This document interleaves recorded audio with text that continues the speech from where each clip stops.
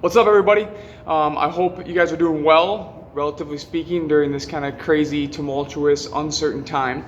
I want to take a few minutes and just detail for you and show you really the workout, the at-home workout that I sent out earlier this week. I know there was a lot of detail in that actual email, but I figure a picture says 1,000 words, so why not send a video as well, okay? Over these next couple weeks or however long this period of time lasts, I'm going to send out a few more workouts as well, some great high-intensity interval workouts, some strength training workouts and some iterations on those, and just some general like mindset stuff that's really going to help me get through this period of time, and I hope can help you as well, okay? Of course, as always, if you need help with anything exercise, diet, nutrition related, never hesitate to reach out to me, shoot me a text, give me a call, email. I'm always here to help and want to give you all the tools that I can. Okay, so we're going to start with the leg exercise. It was a partial range of motion squat followed immediately by a wall sit. Okay, so partial range of motion squat, many of you have done these before. This is how they work.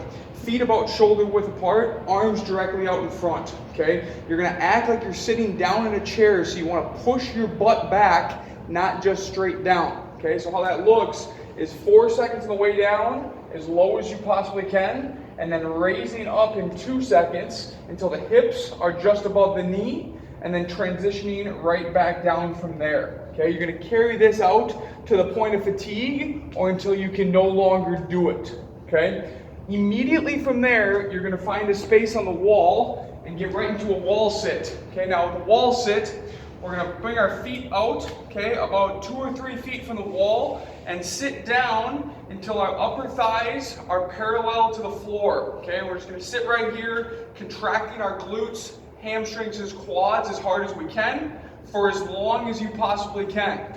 At the bottom of that workout that I sent out, you'll notice that there's an area where you can track your progress. Simply record and write down the time you did, and then try and improve on that for the next time that you do the workout. Okay. The second workout or second exercise on there was body weight push-ups followed by negative only or lowering only push-ups. Okay, this is how they work.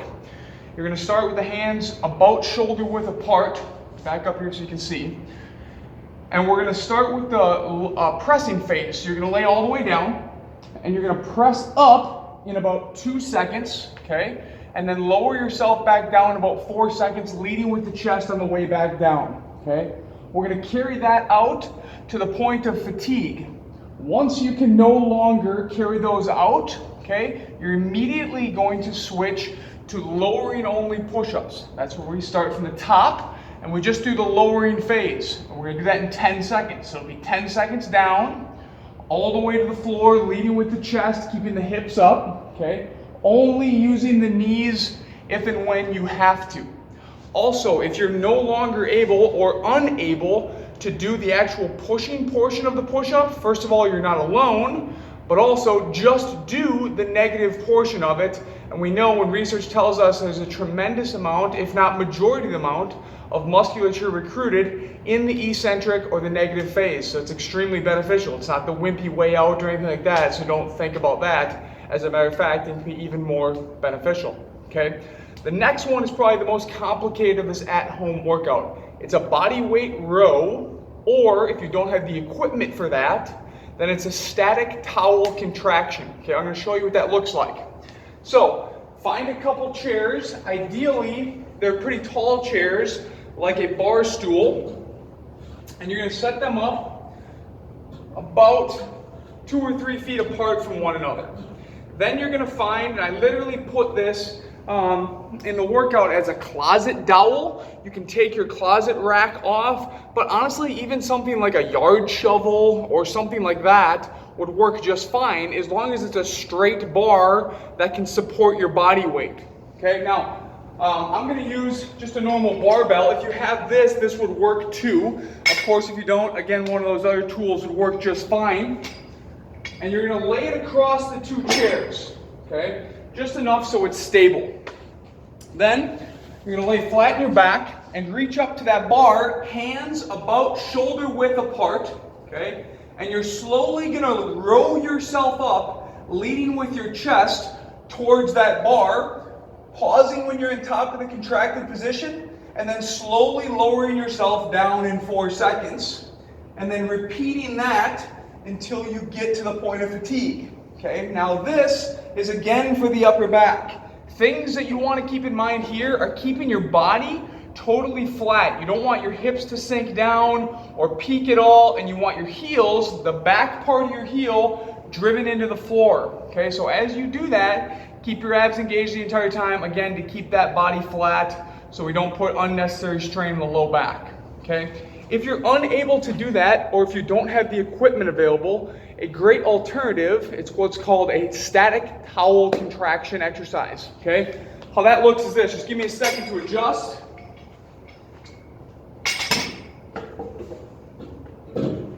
You're going to find an area that you can wrap a beach towel around, or even a bath towel. I'm just going to turn this a little bit so you can see what I'm doing. Okay.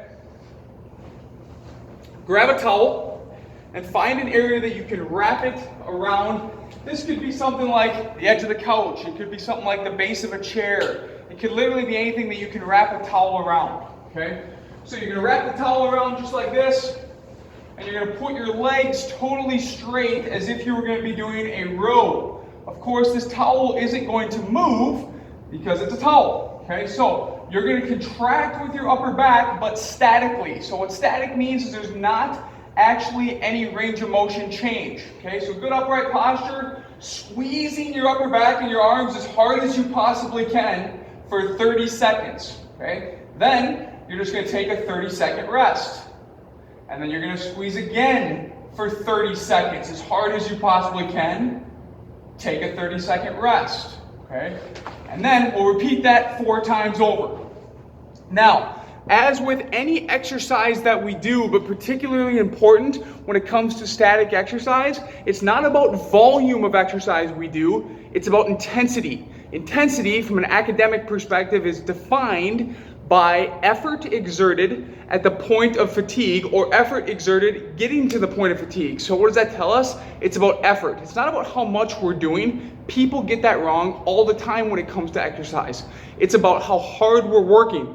So in something like that, it can easily be, you can easily think like, okay, this isn't the most beneficial thing. That's 100% untrue. You don't have to have full range of motion change as long as you're working as hard as you possibly can. Okay? I'm going to switch this angle back so you can see these last 2 exercises. So the last 2 are for the midsection, the abdominals and the lower back. If you have a set of dumbbells in which you can hook your toes under, feel free and use them. If you don't, then anything like the edge of a couch, the edge of a bench, anything you can actually hook your toes under to secure yourself will work great for this exercise. You want your butt about 18 to 24 inches away from your hips, and you want to cross your arms over your shoulders. You're going to tuck your chin to your chest and slowly lower yourself down in 4 seconds until the very base part of your shoulder touches the floor. And then from there, you're going to sit back up, aiming your elbows towards your knees in 2 seconds. Now, fundamental principle here is that your abs contract like an accordion. Okay, so that's what you want to think about. Your abdominals, as you come up, are doing this, not this. Okay, so even though you're moving upwards towards your knees, you want them to be thinking about contracting like an accordion and keeping tension on the musculature as long and as tight, or as hard and as tight as you can. As soon as you're done with that, you're flipping over into an abdominal plank, okay, where your elbows are on the floor. Your toes are up, your body's completely flat, and you're contracting your abdominals as hard as you possibly can. You'll do this for time or as long as you can. And the final exercise is for your lumbar spine, your erector spinae muscles. This is a Superman or a Superwoman exercise.